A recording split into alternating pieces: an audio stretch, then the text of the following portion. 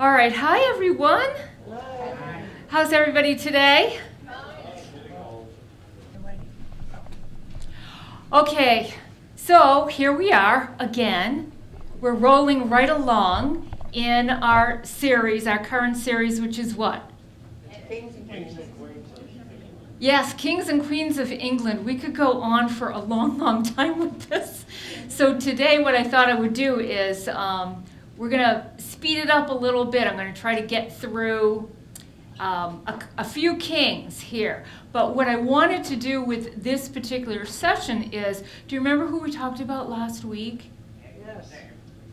Yes, we talked about Richard the Lion. Bad King John. Remember Bad King John? Right. So we're going to do a review of Bad King John because his reign had an absolute direct effect on the reign of his grandson. And so we're going to talk about him today too. Edward of England. Have you heard of him? Yep. Yes, I think that there's an awful lot about Edward the First that maybe you know pieces, but we're going to put it all together, that the things that you might know are all this one person. All right, so we're going to get going with our review to lead up to Edward the First of England. Last week we talked about how, remember Richard was England's most loved king?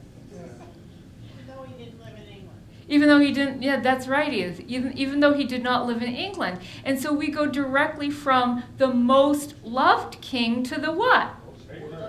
Yes, England's most hated king. And we wanted to see how that could have happened. All right, these Plantagenets, this family is just incredible. It's an amazing story. So we remember that Richard went off to crusades, right? He went off and fought the Third Crusade, which was a really, really big one. And while he was away, his little brother John was making a deal. Remember that? Yes. Yeah, he was making deals, and he was making deals with France, exactly. Very good. Yes, with Philip of France. And so the first thing John did was he agreed that he would pay homage to Philip. Remember, Richard wouldn't do that because Richard is a king. Philip is a king. But Philip wants the King of England to pay homage to him. Why? Do you remember why? They're also the Duke and Aquitaine and all those other lands. And so if you're a duke, then you must pay homage to the king. Exactly. So John was willing to do that. John was also willing to do something else. Do you remember? Marry his daughter. Oh my gosh, you're all so good. Yes. So he was willing to sell land, some of the French territory, to Philip, and he was also willing to marry his sister. Because if he marries Philip's sister, if the King of England marries the sister of the King of France, and they have a child, then what happens? The whole thing, yes, the whole thing would belong to France. And in return, Philip is going to support John's claim to the throne. Now, why would John make such a deal? He's giving up an awful lot, isn't he? Why would he make such a deal simply to get support for the throne? Why would he need support? Do you remember?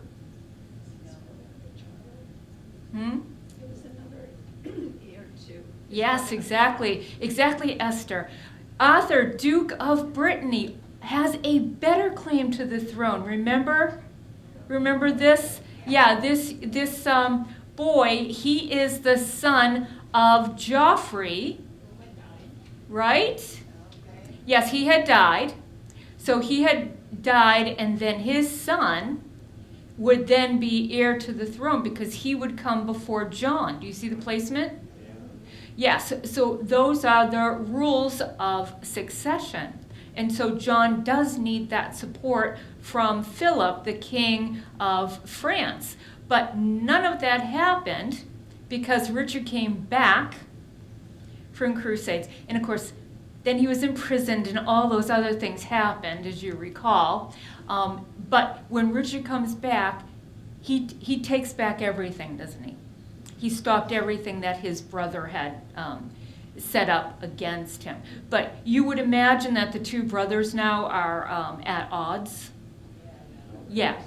Yes. So John would have been considered treasonous, correct? Yes. But because they're brothers, their mother, we can never count out Eleanor. Remember Eleanor? We can't count her out. So she kind of brought the two men together, and she wanted them to reconcile. And so she was able to broker a reconciliation between the two. And I think Richard had a real soft spot for his mother. And so he was agreeable to not only not execute his brother, but that he also returned his inheritance that he had had. He'd given him back everything as if nothing had occurred. And Richard is quoted as saying, John is like a child, he's easily influenced. So he was just influenced by Philip, and he's really no threat. But of course, he certainly was a threat. But because they had had this reconciliation, at the time of Richard's death, remember we have Arthur, but at the time of Richard's death, he names who as his heir? Yeah, John. He names John as his heir. And so he is crowned on May 27th, 1199. And the very moment he is crowned, instantly he starts breaking all the rules. Do you remember all these things from last week? So the first thing he does is he just completely ignores the Pope. Is that a good idea? That is never a good idea. That's just not a good idea. But he's not a very religious person, and he's not going to, suck up to the Pope and do the things that you're supposed to do. He's not going to do that. In fact, he doesn't even pay what you are supposed to pay to the Pope. He doesn't do it. He's known as a penny pincher. In fact, when he decides to go to Mass, which he doesn't do very often, but when he does, it is said that he actually would ask the priests to hurry up. Speed it up, because he's got other things to do, places to go. So he wants to speed it up. The next thing that he does is, now he's already married, but he's decided that it would be in his best interest if he marries Isabella. She's an heiress, it's a political move, and he would inherit more land through this marriage. And so he's going to swoop right in, and he is going to marry this young lady and get rid of his other wife, who's also named Isabella. What? Same name? Yeah, they're all the same name. That's why I try to avoid it if I can. So he's going to swoop in, and he's going to marry her, but this causes a big uproar because not only is she already engaged to a French nobleman, she's engaged to a French nobleman. Why hasn't he married her then? Because she was 9. He was waiting. She was 9 years old, but that didn't stop John. So he swooped in and married her. And this was just so egregious. This was so outrageous that Philip is going to go to war against John for having done this. And when he goes to war with John, he wants the backing, because it's not going to work out with John, is it? Philip's thinking, this isn't my path to gaining lands. So he turns his sights to who? Yes, young Arthur. Now Arthur's a little bit older now. He's 15 years old at this time. And so what Philip is going to do is he's going to knight Arthur. All right, so Arthur becomes a knight, and then Philip also marries Arthur to his daughter. So they get married. So now he's got what he was looking for in John, he feels he's got in Arthur. And they're going to go to war, go up against John. Now John is king, and so he's got barons behind him. And while they go to war, John's armies are able to capture, do you remember? Able to capture Arthur. They capture Arthur, and he's imprisoned. So Philip now is saying, produce him. We want to see him. I mean, now this is his son-in-law, his daughter's husband, and he's a royal, and they get better treatment when they're imprisoned. So Philip is demanding that John produce Arthur. Nobody's seen him. And John cannot produce Arthur. Doesn't know, just can't produce him. And so everybody realizes what happened to Arthur. He was killed, and who would have killed him or been responsible for it? John, exactly. All right, so now Philip is going to go after John full force. All right, everything he's got. He's going to go after John with absolutely everything he's got. And because everyone believes that John has killed a royal, his barons aren't so interested in supporting him, backing him. And so what does John have to do? Yes. He's actually, he puts himself in hiding, and he is seen by everyone as a coward for having done this. And while he's in hiding, the most horrendous thing happens, the worst possible thing happens. What does Philip do? Takes all the land. Look at, this is what England, these were the land holdings of England in 1180. And while John is in hiding, this is all they have left. Look what happens in just a few years. Liquidation. Yeah, he lost all that land. That was his mother's land. I mean, it wasn't, I mean, he lost it like almost immediately. He lost all that land. So this is outrageous. This is unbelievable. So he wants to get it back because this is humiliating too, right? So John needs to get this back. He's going after his barons because the barons, what is the role of the baron? Remember we talked about this last week? Troops. Yes. Yes, it's the barons that have the army. They're the ones that have the forces. And so John has to go. There's not a royal army. The barons have the men. So he's going to the barons saying, we need to, you have to. And he's demanding an army. And you have to pay an army, don't you? You have to pay an army. All right, so pressure is being put on the barons, and the barons aren't going to take that pressure on their own, are they? No, of course not. So when they're heavily taxed for these wars, for these armies, who does it trickle down to? Yes. Well, people that don't have any money. Yeah. Yeah, so it goes down. Yeah, so it goes down to the common people, and they're the ones that are being squeezed the hardest. Okay, and then we have from this time period one of history's greatest heroes. Robin Hood. Yes, Robin Hood. Exactly. Yes. This is where Robin Hood comes from, this time period. And what's happening in the areas is the sheriffs are the ones that are collecting the taxes, and maybe keeping a little for themselves, right? Yes, so we have the villainous Sheriff of Nottingham.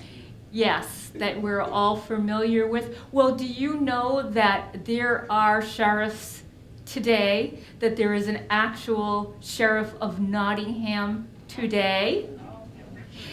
And then, yes, and I wanted to introduce you to her. So this is the Sheriff of Nottingham. Yeah, remember her from last week? Yeah, she's the Sheriff of Nottingham today, except I don't think she's villainous. I think she's on the up and up. All right, then the next terrible thing that John does is the Archbishop of Canterbury passed away. And so John wants to name the new archbishop, doesn't he? He would want to do that. But what does the Pope have to say about that? No, he's not going to allow that to happen. So the Pope names his Archbishop of Canterbury and sends him up to England. And because John has no sense of self-preservation, he decides that he's going to ban the Archbishop from accessing the country. So he cannot access the country. Can you imagine that? So he says, no, he won't let the Archbishop in. And so then the Pope, of course, is going to be upset about that, right? And so what does he decide to do? He's going to excommunicate everyone. Everybody. Everybody's going to be excommunicated. So John's thinking, I'm so sorry, I just can't believe this. So John's thinking, okay, fine, if we're all excommunicated, then maybe we'll just change our religion altogether. And so he is sending people out because he'd like to investigate the possibility of England becoming Islamic. He considers, so you're going to excommunicate us, then we'll just change our religion. The whole country will change our religion. So what do you think now the barons are doing when John is acting like this? They are done, aren't they? They're completely done. And so they write one of history's greatest documents. Yes, exactly, the Magna Carta. Yes, and we had a film about that last week. I showed you a film about that last week. We won't do that this week. But this is the very beginning of law. This is something that the United States has taken into its constitution. Okay, so this writing that's 800 years old, 700 years old, is something that has affected society for all this time, to this day. So Magna Carta puts laws into place that limit the power of the king. What was the power of the king before Magna Carta? Absolute. Absolute. All right, so kings had absolute power. In other countries, the kings continue to have absolute power. They think this is crazy. So they forced John to sign it. He doesn't actually sign it. He has a signet. So it is this is the seal. That is the actual seal of John when he sealed agreeing to the Magna Carta.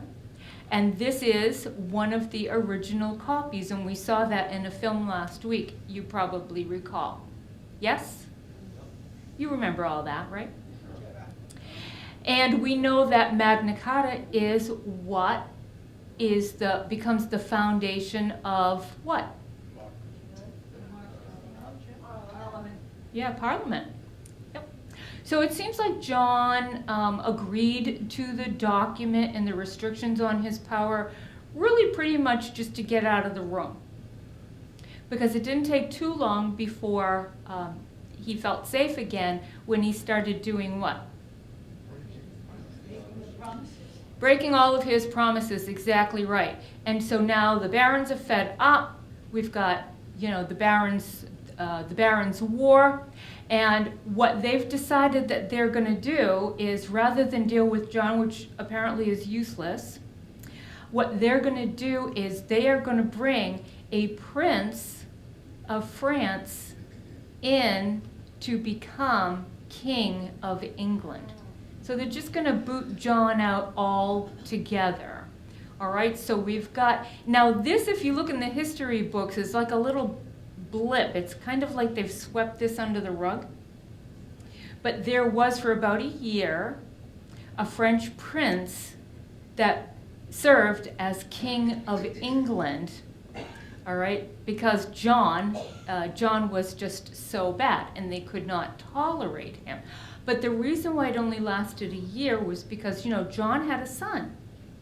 John had a son, and John had fallen ill, and the barons started thinking, wait a minute, if there is this baby, if there's a baby who is the heir to the throne, and we have control over him, isn't that better than a French king? So we can control this kid. And so they get rid of Louis, Prince of France, acting as King of England. They get rid of him. And they decide that this little baby is going to be the person that is going to rule the country. And so this little baby, son of bad King John, is Henry III. Okay, Henry III. So when his father dies, John dies, and when Henry is 9 years old, they crown him. 9 years old, he's 9 years old, they crown him. Now, we talked a little bit about this last week. Do you remember the household, the family dynamics of royals? The heir to the throne does not grow up in the home with the mother and the father and the sisters and the brothers. What do they have?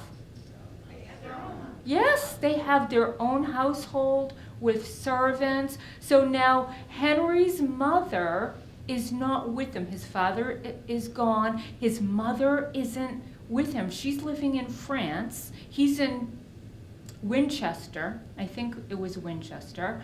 All right, and he's got his own household. He's got a castle. He's got servants. All right, and then he's got somebody that looks after him.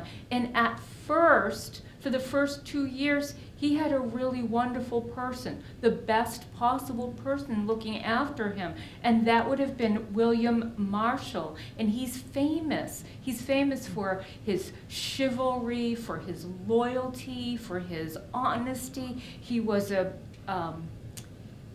really good man, and he was absolutely loyal to the throne and would have had Henry's best interest at heart. But unfortunately, William died 2 years later.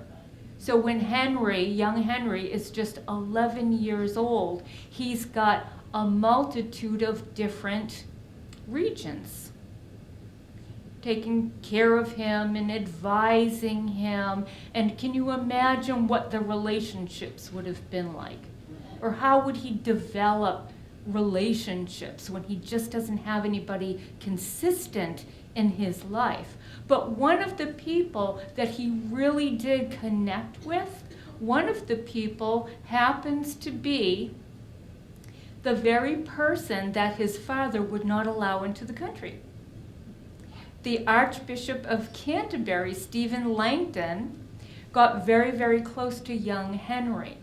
And so because of this relationship, and he made a connection with him, Henry becomes a very pious young man.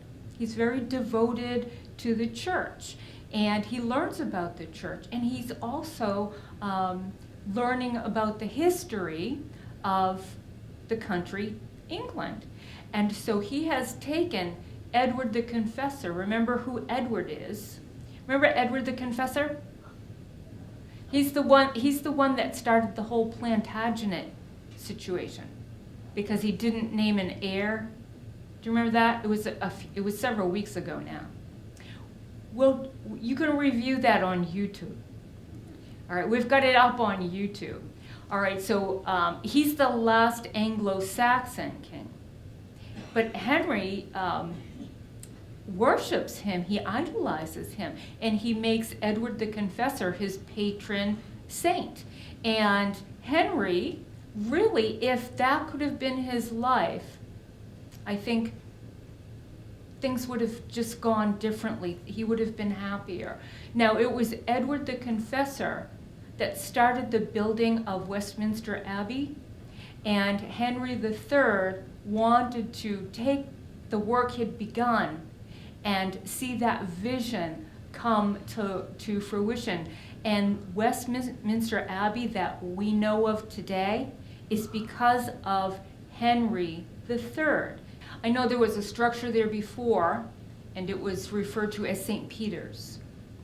And it was Edward the Confessor that built on that. And then it was Henry III who, inspired by Edward the Confessor, that built what we know today, what we see today, that astounding structure that we see today. So he did that. And that would have cost money, wouldn't it?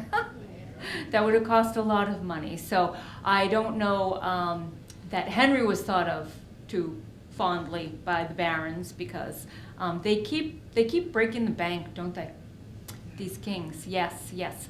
All right, so if you consider the way Henry had relationships in his life, it's probably easy to understand how he would go back and forth, and he would be really, really influenced maybe by the last person you talked to. Do you ever know anybody like that?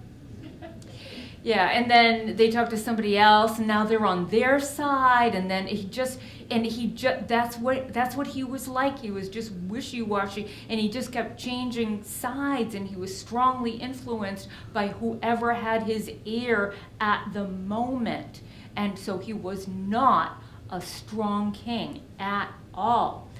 He was in an arranged marriage, and that played a great deal into the troubles of his reign. All right, so he's married to Eleanor of Provence. You may have heard of her before. Now, her family comes in and strongly influences Henry, and of course they're French, and so they want their family members to be in the English court, to rule things, to be in charge, to have power. And then what do the English barons want? They want the power. All right, so Henry's going back and forth, and his family's influencing him, her family's influencing him, the barons are influencing him, and he just keeps vacillating back and forth and really can't make any strong decisions. But fortunately, Eleanor and Henry do take care of the most important thing, right? An heir. Yes, yes, they have an heir, so at least we've got... So at least we've got hope for the future. And this is Edward. And guess who Henry names his heir after? Edward the Confessor. So he has named this baby Edward after his patron saint, Edward the Confessor. But he's just little right now, and he can't help out. So the barons are getting really, really fed up with everything that's going on. Enter this guy, Simon de Montfort. He is a powerful landholder, baron in England. He's also married to Henry's sister. So this is Henry's brother-in-law. All right, so now there are fights and power struggles between Henry's wife's family and his own family, and especially with this guy. He has decided that Henry is weak enough and that he is strong enough that he can go up against him. And this is what's known as the Second Barons' War. All right, and he's successful. He is successful. So he captures control of Henry III, but he has to have him there as a puppet king for legitimacy, right? Because Simon doesn't have a claim to the throne. So he's got Henry there, but he has total control over Henry. How does he have control? How does he have total control? Well, he gives himself an insurance policy. And what that insurance policy is that Simon has captured and imprisoned young Edward, the son of Henry. The son of Henry. That's going to ensure that Henry does whatever Simon wants because they've got his son. They've got his son and heir. All right, so that is very distressing. So he's imprisoned. He knows his father's weak, so he knows he's got to do something to get himself out of this and turn the tide. And he does. Now, fortunately, Simon's got him imprisoned. He's under guard, but he lets him ride. He can ride. So he's riding horses with his guards all around him. He is riding all of the horses. He's tiring them out. And when he's tired those horses out, he jumps on a fresh horse and gets out of there. He takes off, and the guards are trying to catch him, but he has worn out their horses, so they can't possibly catch up. And so Edward escapes. He escapes in this way. I don't know if it was snowing, but I just thought that was really cool looking. So I put that up there. I don't know what time of year it was when that happened. All right, so now he is going to go up against Simon, right? And Edward, because he's done this heroic thing, the barons are like, yeah, they're for him. All right, and he is the true heir, and so they're seeing promise in this young man.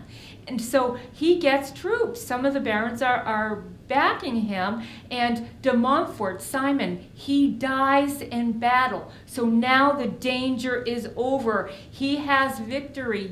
This teenage boy has victory for his father. He's doing this for his father, and now his father is back in. He's back in power. And who is this Edward, Bob? I heard you say it. Longshanks. Yes, he is Edward Longshanks. So he is the son of Henry III. He is the grandson of bad King John. All right, and he is called Longshanks. Do you know why? He was 6'2". And for that time frame, where the average height was like 5'5", 5'6", yes, that was gigantic. All right, so that was very impressive and notable for that time. We also know about Edward that unlike his father, I think he saw his father's, he was so indecisive, that he wanted to be precise and he wanted to have command, and so he studied military battles. He wanted to know warfare, and so he was really a good student of the military arts. Then, of course, he has an arranged marriage, but this arranged marriage is a little different. All right, he is married to Eleanor of Castile, and do you know that they absolutely, truly did love one another? He was faithful. Finally, who said that, Barbara? Yes, he was faithful to her for their entire marriage. She was pregnant 16 times. 16. Really liked it. Yes, they really liked one another. Yes, 16 times. 16 times. And 5 of the children survived. All right, but yeah, she was expecting 15 times. It was not unusual for babies to not survive in the 13th century, but even for that time period, that was a lot. That was just a lot. for this couple. And of course, Edward wants to go on crusade, right? Because everybody does. It's your duty. It's what you do. And when you go on crusade, whether you're successful or not, you come back and you are a hero.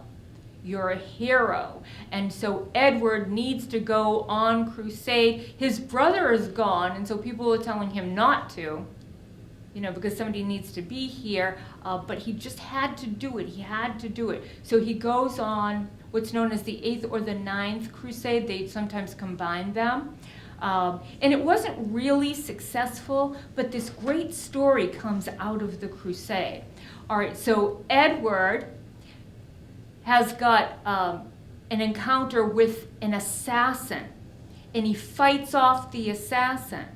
But the assassin was able to pierce him with his blade, and the blade was tipped with poison.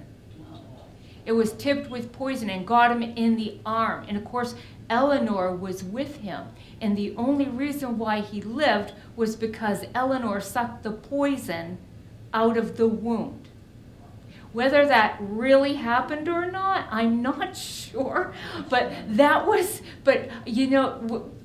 when you think about, you have to just put all the pieces together, right? So if it wasn't a successful crusade, you're coming back with this fabulous story about an assassin, and that he fought him off, and that his wife. So it seems more like a sensational kind of a thing than an actual thing. But what do I know? I don't know. So now he's going to come back. So he's traveling back home, and this is when he finds out that his father, Henry III, has passed away. His father has passed away. Now you would think that if you have learned that you're king, you just learned that you're king, what's the first thing you're going to do? Yeah, go back home to be crowned. You're going to go back home to be crowned. But Edward does not do that. Please don't notice that this is the wrong part of the world. Yes. This was just another All right. video that I thought was really attractive, and so I put it up there. Yeah, it's just really pretty, isn't it? Nice? Yes, for your entertainment and mine. But it's the wrong part of the world. All right, so he does not rush back to England to get crowned. You would want to do that because there's always usurpers waiting in the wings, and you always do that to ensure your heritage, right? You have to go and be crowned and get solidly in there. Edward doesn't, and these are the direct behaviors that Edward is doing because of what John did. So the very first thing that Edward does before he's going to go to England is he goes to see the Pope. All right, so the first thing is I'm going to go see the Pope, and I'm going to pay my respects to the Pope, and I'm going to give my donation to the Pope. The very next thing he does after that is he goes to France. He's going to go to the King of France, and he's going to pay homage because he is a Duke of French lands, and so he's going to respect him. Even though he's a king, he's going to respect him as a duke of the lands, well, the small piece they still have. And so he pays respect to the king. So is that a strategic political move? Yes. Definitely. Yes, absolutely. And then after he takes care of these things, then he goes to England. And in 1274, he is crowned. Now he's going to continue to play these political strategic, they're political moves that he has to make. So remember Magna Carta, all right? So Edward is going to agree to abide by Magna Carta. And one of the things is the king cannot impose a tax unless Parliament has been called, unless the barons have agreed. So there has to be a certain number in the assembly, and they have to agree to it. And Edward is the first king. Well, it's a brand new thing anyway. But he calls Parliament many, many, many times. And so what he's saying to his barons is, I want your counsel. I respect you. I want to hear what you have to say. I want to hear how this affects you. And I will make decisions based on your counsel. So he does this, I think it was over 20 times, which is a lot. If you come from, where you had absolute power. So other kings resist this, but Edward did not. All right, so he called Parliament. The other thing he wanted to do was he was very into pageantry. All right, so he was trying to muster up some English pride, right? Because what are they? They're all French, remember? They're all French. The whole court was French. They speak French. They're all French. And they squeezed out the English people, the Anglo-Saxon people. So he wants to start developing a sense of being English, a sense of being English. And so he has a lot of pageantry in all of the things that he does. In fact, he goes as far as to claim that he went and he found the bones of Arthur and Guinevere. Can you imagine a find like that? And so they have this great parade into London carrying the bones of Arthur and Guinevere. And of course, Eleanor, his wife, would be. So they liken themselves to Arthur and Guinevere. That's very English, isn't it? He, during these great pageants, whatever they were celebrating, would speak English. And that had not happened ever since William the Conqueror. English had been forbidden, right? English was, yes, yep. So he was the first king in all of this time. In a couple of hundred years, he's the first king, and he learned English, number one, and he would speak it at these celebrations. All right? So he's trying to develop some kind of pride in being English, to distinguish themselves from French, from being French. All right, so he's doing all of this. That sounds really smart, doesn't it? And doesn't it sound like the exact opposite of what his grandfather had done? So he learned from the past. Oh, if only we could all learn from the past. Like Edward did. So he was smart in this respect. And while his father, who was weak, was in power, you remember that Wales was separate, correct? All right, and so they wanted to have power. They didn't want England interfering with them at all. And so during this time, during the reign of Edward, there's an uprising. There's an uprising, and Edward goes in because now he's very popular with all the things that he had done. He has a lot of backing by the barons, meaning he has no problem getting armies, right?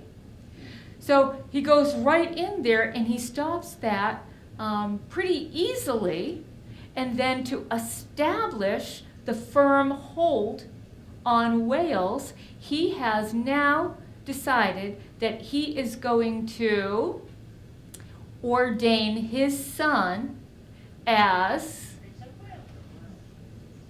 the Prince of Wales. So the very first, so that's where that comes from. It comes from Edward Longshanks. Yeah, it comes from Edward the First. He had established his son was the very first Prince of Wales, and it solidifies a hold on that part of the country. And it's happened ever since. We know this guy, right? Yes, the current Prince of Wales. All right, now there's another person you might be familiar with. Have you ever seen this movie? Yes. All right, so I've never seen it, and I don't know how historically accurate it is, but I've heard that it's not historically accurate, so I probably won't see it. But anyways, everybody's heard of Braveheart, right? Yes, and so did you know that it is actually this same Edward that we're talking about today? Didn't he have his hand in a lot of history? Yeah. He was involved in a lot of history. He is the king that conquered Scotland during this time of Braveheart. But do you know that there was a sad incident, that if the sad incident had not happened, this whole war probably wouldn't have happened. So originally, Edward had arranged for his son to marry the King of England. His name was Alexander. His heir, whose name is Margaret of Norway. And that marriage had been arranged, all right? So that would have brought Scotland and England together, correct? But sadly, they were young. When the marriage was arranged, he was 5 and Margaret was 3. I know. But when it was time for Margaret to come over into Scotland, she did not survive the voyage over. And so sadly, Margaret died. The marriage never took place. But if it had, think of how different history would have been. If that marriage had happened, it would have peacefully unified the two areas. But because it didn't happen, now, of course, we've got a power struggle, don't we? All right, so there's a power struggle between these two guys. They're saying they have a claim to be the overlord in Scotland. And so Edward has every intention of going up there and mediating between these two gentlemen. He's going to be the mediator, except something tragic happened. His wife died. His wife died before he could get up there. Remember how he loves her? He loves her. He absolutely loves her. And so he's gone into a very deep mourning, and he's not thinking about Scotland, is he? And so he actually has this procession for her funeral to Westminster, and along the way he had erected these memorials to her. There were 12 of them. Yeah, 12 of them. These are what remain today. There are some that are still there today. That's these. All right. So he was very much delayed by this. He was thrown into a Great Depression over having lost his wife, and so he really wasn't in any hurry to get up to Scotland. So in the meantime, the two guys were thinking, all right, well, nobody's here to settle this for us, so they're just going to duke it out themselves. And Edward is just, at this point in time, he's older, his wife has passed away, and he was going to go mediate, but at this point in time, he's like, forget it, I'm just going to be I'm just taking over. It's me. I'm the one in control here. And so they don't like that, do they? Yeah, they're not happy about that. And that's where you have the Braveheart story, right? You have William Wallace, who fights against Edward. But okay, so now Edward is just going to go into Scotland, and he's not going to fool around. He's just going to take over. Wallace does win a couple of battles, really because Edward also had issues in France. But when he comes back, he's just so irritated. He does something, and I think this is terrible. I just really think this is terrible. So when he comes back, he wants to let them know, in no uncertain terms, that he's the one in charge here. And so he steals The Stone of Scotland. the stone of scones, or the stone of destiny. Now this stone has a legacy that's thousands of years old. So the Scots claim that this is the stone that Jacob rested his head on when he fled his brother, and that it made its way through and finally into Scotland hundreds of years before. And all the kings of Scotland were crowned on this stone. And so this is their coronation stone, and it meant a lot to them. And Edward took it. He took it away from them. I'm just so upset over that. I don't know why, but I am. I think I'm more upset. So I'm upset that he did it, but I'm more upset over the fact that it wasn't returned until 1996. All right? So Edward takes it in the 13th century, and it's not returned to them until 1996. And then, Charles, they borrowed it. It's back now, but Charles borrowed it. It sits under the coronation. Exactly, yes. So he took their anyways. All right, so anyway, at any rate, they have it back now, so I'm glad of that. It's back with them. Okay, so Edward, he is now known not only as Edward Longshanks, but he's also known as what? Yeah, Hammer of the Scots. Now he's getting older. He's still battling with the Scots. They won't give up. And so finally, and he's not going to give up either, he keeps going, but finally he dies. He's 68 years old. He dies of dysentery. Everybody's going to die of dysentery. There's a lot of that. Now, from now on, now he was on his way into battle when he died, and this is a monument that's there today. It was erected later, but it said that this is the exact spot where he died, And right before he died, this is in England, but just on the border of Scotland.